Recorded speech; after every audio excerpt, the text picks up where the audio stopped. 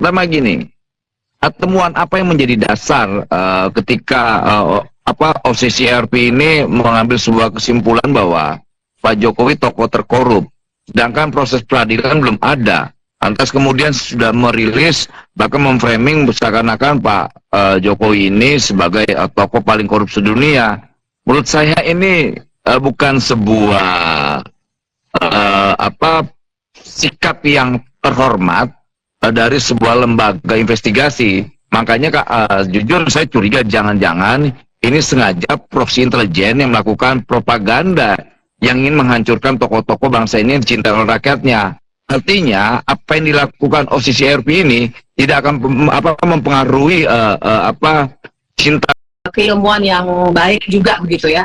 Tapi yang kedua juga kita harus soroti kenapa nama itu muncul. Jangan lupa apa yang terjadi tahun lalu, dan kita kan tahun baru ya. Tahun lalu itu kan luar biasa ya, bagaimana hukum dimanipulasi dengan putusan 90 yang kita bilang saja skandal Paman Usman begitu ya, yang merusak seluruh sendi-sendi negara hukum dan juga sistem politik kita, yang mungkin di mata Bang Noel tidak bisa diterima, karena tentu saja kita harus sebutkan juga Bang Noel ini selain Jokowi mania juga sekarang jadi wakil menteri ya, jadi ada balas jasa terhadap apa yang sudah dilakukan selama tahun lalu, tahun politik itu. Tapi yang dibaca oleh publik yang berbeda pandangan dengan Bang Noel adalah ada kerusakan. Bismillahirrahmanirrahim. Assalamualaikum warahmatullahi wabarakatuh.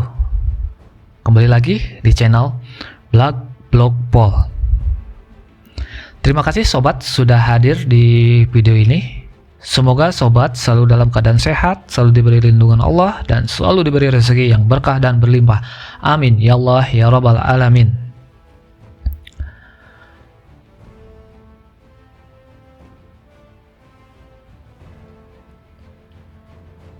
Lagi rame nih tentang Joko Widodo masuk dalam nominasi tokoh terkorup dunia versi OCCRP. Reaksi bermunculan. Ada yang menyebutkan ini propaganda internasional, ada pula yang menilai laporan ini adalah persepsi atas rusaknya sistem hukum di Indonesia. Tapi apa sebenarnya yang mendasari tuduhan ini, dan apakah ini sekedar opini tanpa bukti atau cermin yang memaksa kita berbicara? Yuk kita dengarkan pendapatnya Emmanuel Ebezner dan Bivitri Sapitri menyampaikan pendapatnya dan pandangannya tentang bagaimana dan apa alasannya Joko Widodo bisa menjadi nominator atau finalis pemimpin yang terkorup dan penjahat terorganisir di 2024 ini. Yuk kita tonton videonya.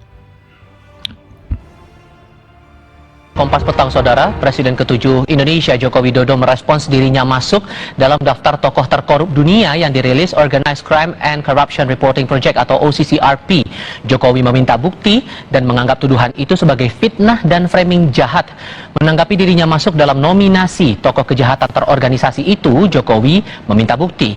Ia mengaku saat ini banyak fitnah yang mengarah pada dirinya. Ditanya soal muatan politis di balik nominasi itu, Jokowi bilang pihak-pihak tertentu bisa memanfaatkan kendaraan apapun termasuk partai, ormas maupun lembaga swadaya masyarakat atau NGO untuk membuat framing jahat. Yang dikorupsi apa?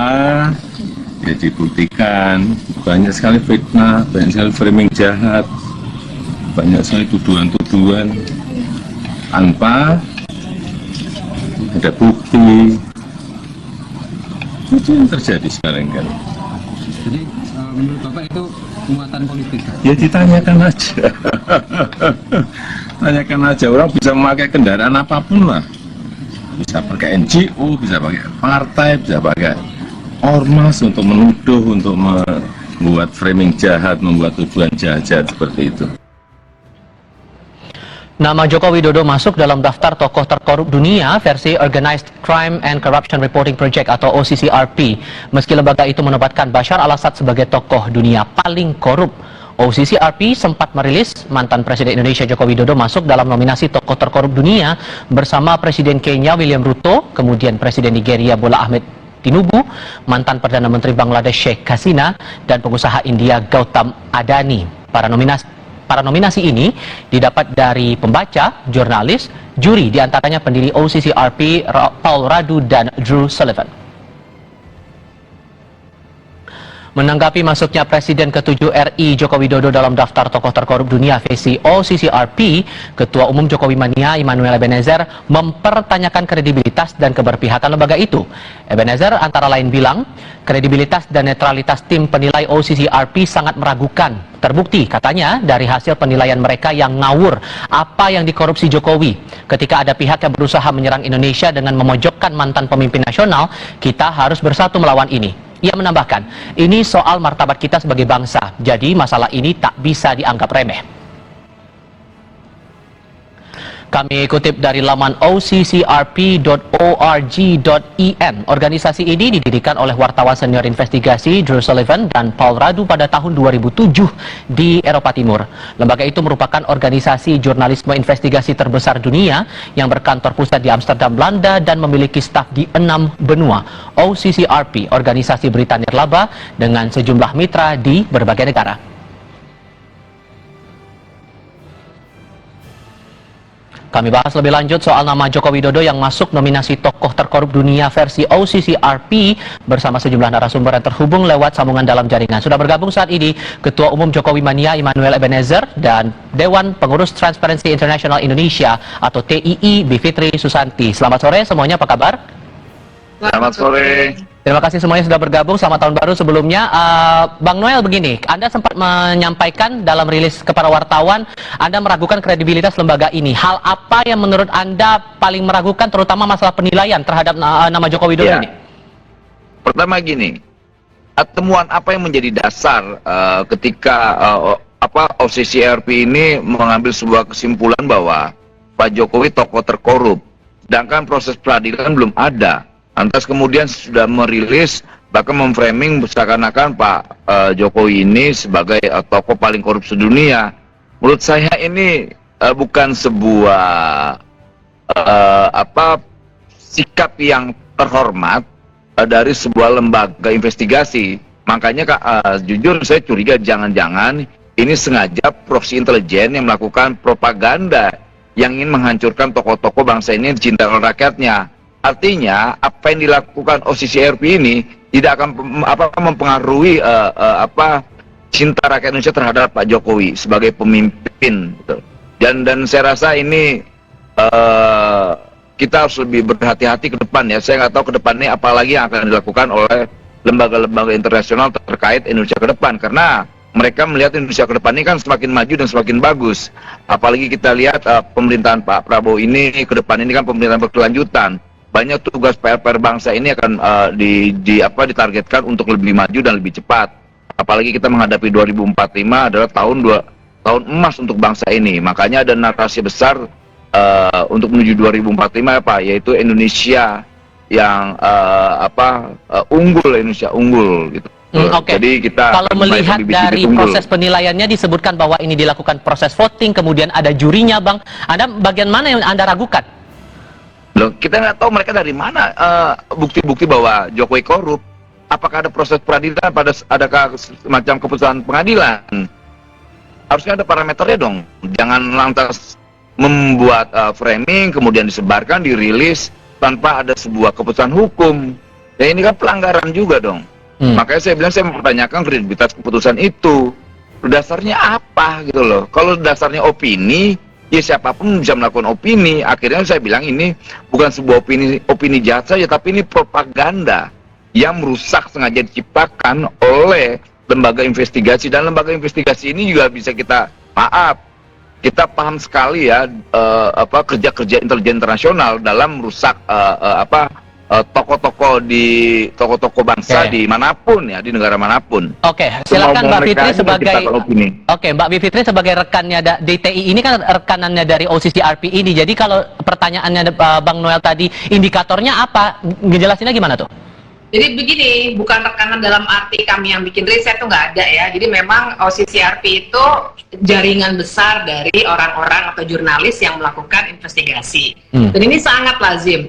Pertama saya mau katakan begini dulu, kita ini kan janganlah buruk muka cermin dibelah gitu ya. Kalau misalnya mau dilihat mau menghancurkan tokoh segala macam, coba aja kita lihat apakah Bashar al-Assad itu mau kita anggap sebagai tokoh bangsanya sendiri, sementara dia sudah diusir keluar dan punya catatan kelam yang luar biasa. Begitu juga Presiden Kenya dan lain sebagainya. Nah, tapi lepas dari itu, menurut saya ketika kita mau menilai suatu laporan seperti ini, ada dua hal yang mesti kita lihat. Pertama, metodologinya, dan yang kedua, organisasinya. Dari segi metodologi, kalau memang diakui salah, silakan dibongkar metodologinya, tapi juga tidak tepat untuk meletakkan sebuah hasil jurnalisme investigatif. Nih Kompas kan tahu sendiri, pasti sering melakukan ini juga, dengan kerangka hukum pidana. Kita tahu misalnya Times dulu pernah bilang Soeharto Incorporated, inget nggak? Tahun 98-99. Kan sebenarnya sampai sekarang memang nggak pernah juga ada tindak pidana korupsinya, kalau pakai kerangka hukum ya. Karena kita harus paham bahwa kerja-kerja jurnalisme justru untuk melaporkan hal-hal yang oleh sebuah sistem hukum yang korup tidak bisa diurai. Makanya jurnalis itu biasanya jadi pegangan buat masyarakat sipil. Nah, ini yang sebenarnya mereka tengah lakukan. Dan yang kedua, dari segi siapakah mereka di balik itu, saya kira dari websitenya sudah cukup jelas ya, bahwa dari segi kredibilitas mereka memang latar belakangnya adalah jurnalis investigasi semua begitu, dan kita bisa lacak bahkan seterang-terangnya bagaimana organisasi mereka, bagaimana pendanaannya dan lain sebagainya. Sebagai kalaupun kemudian direspon oleh Pak Jokowi itu sebagai upaya framing jahat terhadap dirinya, tadi Bang Noel juga bilang ini upaya proksi gitu, gimana tuh? Iya, kalau Pak Jokowi yang ditanya ya pasti ya, siapa saja kalau ditanya ada yang bilang kamu jelek loh, pasti dia akan membalasnya tentu saja dengan defensif duluan. Tapi sekali lagi saya mau mengingatkan semuanya, termasuk Pak Jokowi, termasuk Bang Noel, bahwa melihat reporting dari jurnalis seperti ini tidak boleh pakai kerangka hukum pidana. Belum pernah tuh ada putusan pengadilannya seperti yang saya katakan tadi. Kita mau bicara Marcos, kita mau bicara Soeharto, kita mau bicara banyak pemimpin lainnya yang sampai kabur seperti Bashar al-Assad tadi. Tentu saja tidak ada putusan pengadilannya, dan itulah tugas dari jurnalis untuk melaporkan hal-hal seperti ini. Dan saya kira ini jadi bagus buat kita untuk memikirkan kembali, kalaupun belum ada putusan pengadilannya, kedepannya apa nih yang mesti kita lakukan supaya pemimpin yang seperti ini citranya tidak bisa muncul lagi dalam sistem kita yang demokratis. Mestinya seperti itu. Jadi jangan langsung, wah nggak bisa, ini pasti dari intelijen mau menghancurkan Indonesia. Saya kira itu ya buruk muka cermin dibelah gitu ya. Jadi terlalu nasionalistik sehingga tidak bisa objektif melihat situasi dalam sebuah negara hukum yang memang lagi rusak. Kan diletakkannya Jokowi dalam nominasi kedua itu juga karena dikatakan tidak hanya korupsinya di kasus ini, tapi bagaimana pemimpin-pemimpin yang masuk nominasi itu merusak sistem hukum sehingga demokrasi juga mundur. Dan TII melihat bahwa sebetulnya nama Jokowi ini sempat diprediksi sebelumnya akan masuk dalam nominasi itu, Mbak. Bagaimana? Apakah dari TII sudah memprediksi bahwa nama Jokowi akan masuk dalam nominasi itu? Oh, kami sih kami tidak ikut serta sama sekali dalam penjurian atau apapun ya. Jadi ini memang voting di antara para jurnalis. Ini saya kira hanya jaringannya saja. Jadi nggak ada perkiraan apapun, nggak ada pembahasan apapun. Tahu-tahu langsung keluar seperti ini. Jadi prosesnya nggak ikut serta sama sekali. Idealnya menurut Anda, Bang Noel, kalau kemudian mau ada penilaian semacam ini, indikator apa yang harusnya dipakai? Ya harus ada dong, pertama-tama ada fakta. Itu yang paling standar lah. Atas ada sebuah keputusan hukum. Kalau cuma opini, siapapun bisa membangun opini. Nanti juga kita bisa membangun misalnya siapa yang orang baik kita bikin jahat karena opini-opini yang sesat, karena ada faktor sebaik. Saya nggak yakin jujur yang namanya gerakan-gerakan investigasi internasional, saya nggak pernah percaya jujur. Wajib saya jujur nggak, sangat tidak percaya. Hal yang Anda ragukan? Sangat diragukan. Ya artinya lucu aja. masa disamain sama Bashar al-Assad, Presiden Suriah yang jelas-jelas ya kita tahu lah di sana banyak proksi lah. Memeriksa lepas dia punya sejarah kelam atau tidak, tapi yang nggak pantas lah masa Jokowi disamain dengan Bashar al-Assad yang diusir oleh rakyat sendiri dalam kondisi perang. Oke, kondisi kita kan tidak perang, tidak korup. Betul. Makanya saya ketawa aja kalau ngeliat kawan-kawan itu, ya udah kalau mau kita mau marah, mau apa silakan aja, tapi saya rasa tidak ada yang satu pun punya hak moral untuk mendikte tokoh-tokoh bangsa inilah, kecuali bangsa sendiri, kayak begitu kira-kira. Oke. Kalau Mbak Bivit, analisisnya bagaimana menangkap nama Pak Jokowi ini masuk? Menurut Anda, hal apa yang kemudian nama Pak Jokowi ini bisa muncul masuk dalam nominasi itu? Analisis Anda gimana Mbak Caya?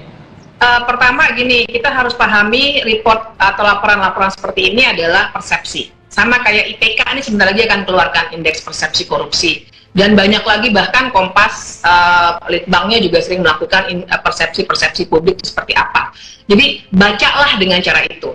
Kalau secara metodologi salah, silakan kritik metodologinya. Tapi untuk buru-buru bilang ini pasti konspirasi, propaganda dan lain sebagainya, itu saya kira bukan sikap keilmuan yang baik juga begitu ya. Tapi yang kedua juga kita harus soroti kenapa nama itu muncul. Jangan lupa apa yang terjadi tahun lalu, dan kita kan tahun baru nih ya. Tahun lalu itu kan luar biasa ya, bagaimana hukum dimanipulasi dengan putusan 90 yang kita bilang saja skandal Paman Usman begitu ya, yang merusak seluruh sendi-sendi negara hukum dan juga sistem politik kita, yang mungkin di mata Bang Noel tidak bisa diterima, karena tentu saja kita harus sebutkan juga Bang Noel ini selain Jokowi mania juga sekarang jadi wakil menteri ya, jadi ada balas jasa terhadap apa yang sudah dilakukan selama tahun lalu, tahun politik itu. Tapi yang dibaca oleh publik yang berbeda pandangan dengan Bang Noel adalah ada kerusakan hukum yang luar biasa, dan barangkali ini yang dipersepsikan oleh para jurnalis yang ikut voting dalam proses itu. Dan ini kan kita mesti lihat juga laporan dari banyak media massa internasional tentang Indonesia sangat kritis, banyak sekali. Cuma di Indonesia sendiri saja yang masih belum mau mengakui situasinya. Bib, buat sedikit terus sih, balas politik apa yang dilakukan Jokowi? Ini gue ini diterorisin di rezimnya dia, gue dipecat dan dipermalukan secara politik. Bahkan hak perdata gue dicabut tuh. Gitu loh. Kalau kemudian dibilang balas budi politik yang mana? Gue dihina di republik ini, gue diterorisin.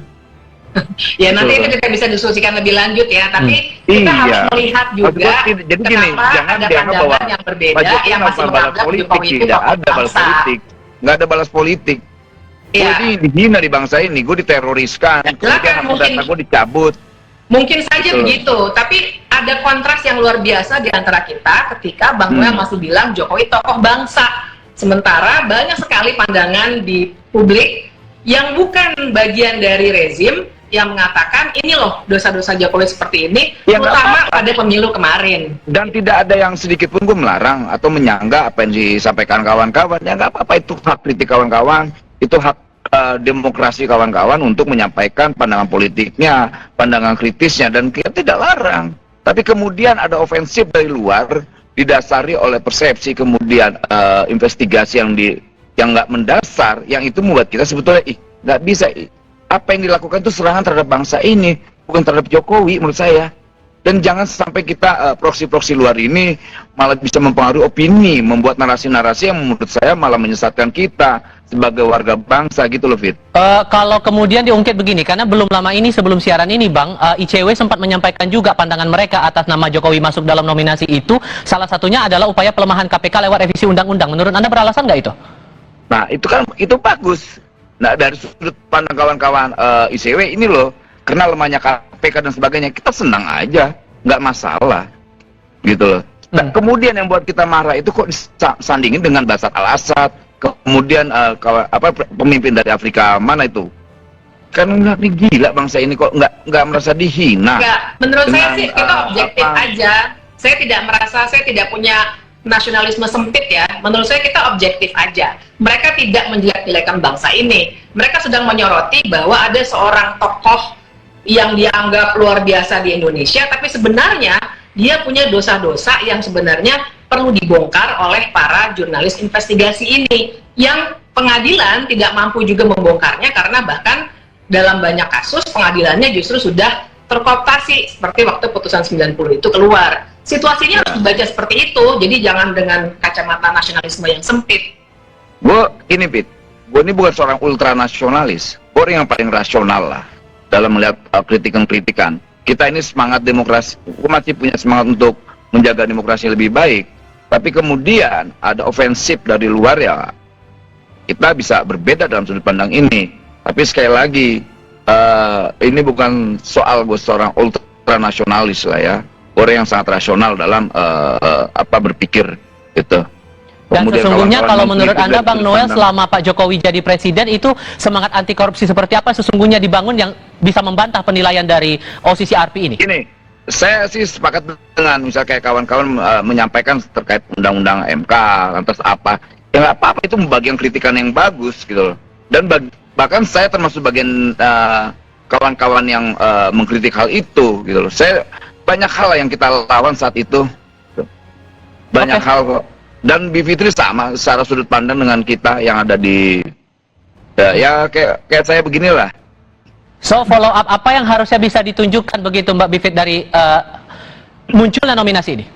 Ya, menurut saya sih ini bagus untuk, namanya juga wartawan ya, jurnalis investigasi itu kan sebenarnya kumpulan wartawan yang kerjanya memang melakukan hal-hal yang sifatnya mendalami suatu perkara. Jadi dengan itu maka apa yang mereka sudah lontarkan bagus sekali kalau misalnya ditindaklanjuti, baik oleh jurnalis di Indonesia sendiri seperti yang dilakukan Kompas sekarang, Kompas TV, maupun oleh para penegak hukum kita. Misalnya dikatakan, oh itu salah, ya silahkan buktikan kalau misalnya itu semuanya salah gitu, tapi ada yang benar di bagian mana. Jadi follow up ini yang menurut saya diperlukan, karena kan diskusi soal kesalahan-kesalahan Jokowi itu sudah banyak ya. Waktu itu ada Mahkamah Rakyat juga, kemudian demonstrasi juga banyak sekali, guru-guru besar juga sudah menyatakan. Jadi ini yang harus dilihat dalam kacamata yang lebih luas. Oke, Bang Noel, Mbak Bivitri, terima kasih banyak sudah mau berdiskusi bersama kami. Selamat tahun baru. Nah, itu sobat, diskusi antara Immanuel Ebenezer, Ketua Umum Jokowi Mania, dan Bivitri Susanti, Transparansi Internasional Indonesia, yang membahas masuknya Joko Widodo dalam nominasi tokoh terkorup versi OCCRP.